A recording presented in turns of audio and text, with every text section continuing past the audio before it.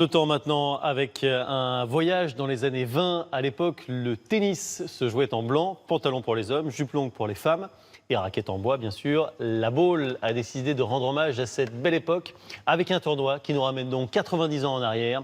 Antoine Habert et Bertrand Lachat étaient présents. C'est une époque où le tennis se pratiquait en costume de ville, jupe longue pour les femmes et béret pour les hommes. À la Baule, le temps d'une journée, on s'est replongé dans la belle époque où le tennis était aussi élégance. Le chapeau et les gants de la grand-mère, ils sont d'époque. Voilà. Et le reste, c'est tout à fait adapté pour jouer au tennis. On peut faire tous les gestes et toutes les positions. En fait, on est ample, voilà, on est bien. C'est le temps de Suzanne Langlaine, de René Lacoste, des tenues blanches et des raquettes en bois, beaucoup plus lourdes. Des raquettes qui pesaient 450, voire plus grammes, alors que maintenant la moyenne des raquettes c'est 250, donc très très difficile. C'est impossible. Jouer une heure avec ça, vous vous flinguez le coude. Oh bah là, vous êtes...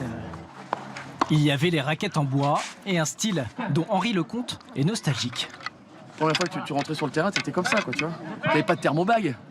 Tu sais, aujourd'hui, les mecs, ils arrivent avec les thermobags et tout, on dirait qu'il a une quechua dans le dos, tu vois, qu'il va dormir sur le terrain. On arrivait avec les claques, comme ça, les mecs, ils arrivaient de la serviette, tu sais, à l'ancienne, comme les boxeurs. À l'époque, le sac du tennisman ressemble à ça. C'est l'équipement de mon grand-père, qui était aussi ancien joueur de tennis, qui était classé 3/6e à l'époque, comme il disait. Donc voilà, avec son pull, ses raquettes, sa petite valisette. Le tennis était chic, mais pour le confort de jeu, c'est autre chose. Avec un tamis de raquettes plus petit, tous les coups ne sont pas gagnants. Je félicite tous ceux qui jouaient avec ces raquettes-là en 1920 parce que là, c'est difficile. Hein. Cette journée était l'occasion de leur rendre un hommage et de partager une passion commune, l'amour du tennis.